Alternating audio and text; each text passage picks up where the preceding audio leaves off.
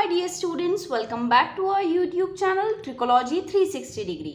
बच्चों, आज मैं आपके लिए लेकर आई हूँ class 9th chapter number 3 coordinate geometry निर्देशांक ज्यामिति के MCQ का part 1।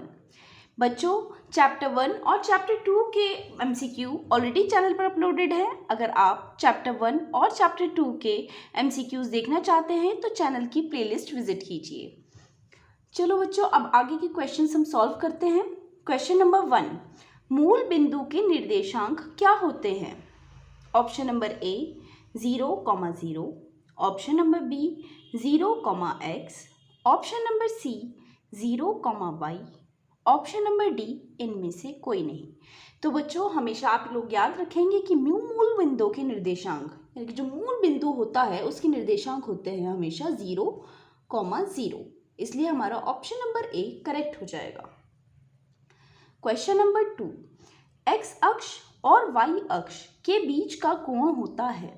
Option number A 0 degree, option number B 45 degree, option number C 90 degree, option number D 180 degree. तो बच्चों देखो, एक्स अक्ष और वाई अक्ष किस तरह से होते हैं? इस तरह से होंगे। ये है हमारा एक्स अक्ष और ये है हमारा वाई अक्ष। तो बच्चों, आपको क्लियरली नज़र आ रहा होगा एक्स अक्ष और वाई अक्ष के बीच में कितने डिग्री का एंगल होता है? 90 डिग्री का एंगल होता है। तो हमारा इसमें option number C 90 degree correct हो जाएगा। क्वेश्चन नंबर 3, एक्स अक्ष तथा वाई अक्ष समस्त कार्तीय तल को कितने भागों में विभाजित करता है? Option number A 1, option number B 2, option number C 4, option number D 8। तो बच्चों देखो, एक्स अक्ष और वाई अक्ष ये कार्तीय तल है, इसको कितने भागों में विभाजित कर रहा है? तो देखेंगे 1, 2, 3, 4। तो यहाँ पे इसको 4 भागों में विभाजित कर रहा है और इन 4 भागों को क्या कहते हैं? चतुर्थांश। पहला चतुर्थांश, दूसरा चतुर्थांश, तीसरा चतुर्थांश और ये है चौथा चतुर्थांश। तो कितने भागों में विभाजित करता है? 4 भागों में। तो इसका हमारे पास ऑप्शन नंबर सी करेक्ट हो जाएगा। Option number C 4। Question number 4, X अक्ष पर स्थित किसी बिंदु के निर्देशांक किस रूप के होते हैं? Option number A 0,0, option number B x,0, option number C 0,x, option number D x,x। तो बच्चों देखो, किसी भी बिंदु के निर्देशांक पहले ये देखते हैं कि कोई भी अगर बिंदु है हमारे पास, उसके निर्देशांक कैसे होते हैं, क्या होते हैं? x, y। अब अगर देखो कोई, ये है हमारे पास x अक्ष और y अक्ष है, ये x अक्ष है, ये y अक्ष है। अब अगर कोई बिंदु हमारे पास x अक्ष पर स्थित है, यानी कि यहाँ या फिर यहाँ स्थित है, तो उसका y निर्देशांक क्या हमें पता चल रहा है? उसका y निर्देशांक क्या होगा? 0 होगा। तो ऐसे बिंदुओं के निर्देशांक किस रूप के होते हैं?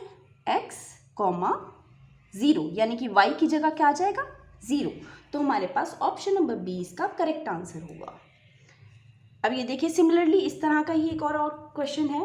क्वेश्चन नंबर 5, y अक्ष पर स्थित किसी बिंदु के निर्देशांक किस रूप के होते हैं? अब y अक्ष के बिंदु कैसे होंगे? ये आगे हमारे पास ये y अक्ष है, ये x अक्ष है। अब y अक्ष पर कहाँ होगा बिंदु? यहाँ होगा या यहाँ, कहीं भी इस पे होगा। इसका x निर्देशांक क्या होगा? 0। और y निर्देशांक कुछ भी हो सकता है y, तो इसके निर्देशांक किस रूप के होंगे? 0,y। तो हमारे पास ऑप्शन नंबर सी इसका करेक्ट हो जाएगा। क्वेश्चन नंबर 6, x निर्देशांक को क्या कहते हैं? ऑप्शन नंबर ए भुज, ऑप्शन नंबर बी कोटि, ऑप्शन नंबर सी केंद्र, ऑप्शन नंबर डी कार्तीय तल। तो बच्चों, हमेशा ध्यान रखेंगे कि x निर्देशांक को हम भुज कहते हैं। क्वेश्चन नंबर 7, y निर्देशांक को क्या कहते हैं? ऑप्शन नंबर ए भुज, ऑप्शन नंबर बी कोटि, ऑप्शन नंबर सी केंद्र, ऑप्शन नंबर डी कार्तीय तल। तो बच्चों, y निर्देशांक, अब देखो भुज किसे कहते हैं? x निर्देशांक को। और y निर्देशांक क्या कहते हैं? कोटि। तो हमारे पास ऑप्शन नंबर बी इसका करेक्ट आंसर होगा। क्वेश्चन नंबर 8, एक्स अक्ष तथा वाई अक्ष का प्रतिच्छेद बिंदु क्या कहलाता है? अब देखो, ये है, यहाँ पे x अक्ष है और ये है क्या, y अक्ष। इनका प्रतिच्छेद बिंदु यानी कि ये बिंदु जहाँ पे ये दोनों प्रतिच्छेद इंटरसेक्ट कर रहे हैं, इस बिंदु को बच्चों क्या कहते हैं, इस बिंदु को कहते हैं मूल बिंदु। तो देखो क्वेश्चन नंबर 8 के ऑप्शन क्या है, ऑप्शन नंबर ए मूल बिंदु, ऑप्शन नंबर बी भुज, ऑप्शन नंबर सी कोटि, ऑप्शन नंबर डी चतुर्थांश। अब देखो भुज किसे कहते हैं, ये x निर्देशांक को कहते हैं, कोटि y निर्देशांक को कहते हैं, चतुर्थांश अब x और y अक्ष चार भागों में जिन पार्ट्स को बांटते हैं उसको कहते हैं चतुर्थांश। तो x अक्ष तथा y अक्ष का प्रतिच्छेद बिंदु क्या कहलाता है, ऑप्शन नंबर ए मूल बिंदु। क्वेश्चन नंबर 9, वह समतल जिस पर x अक्ष तथा y अक्ष स्थित होते हैं क्या कहलाता है, ऑप्शन नंबर ए कार्तीय तल, ऑप्शन नंबर बी निर्देशांक तल, ऑप्शन नंबर सी XY तल, ऑप्शन नंबर डी इनमें से सभी। तो बच्चों हमेशा याद रखेंगे कि जो समतल होता है जिसपे x अक्ष y अक्ष पूरा एक तल होता है जिसपे x अक्ष और y अक्ष स्थित होते हैं उसको हम कार्तीय तल भी कह सकते हैं, निर्देशांक तल भी कह सकते हैं और XY तल भी कह सकते हैं। तो इसमें हमारा ऑप्शन नंबर डी इनमें से सभी ये करेक्ट हो जाएगा। बच्चों आई होप आपको ये वीडियो पसंद आया होगा। अगर आप ऐसी ही और वीडियोस देखना चाहते हैं तो कमेंट बॉक्स में टाइप करें नेक्स्ट पार्ट। Thank you.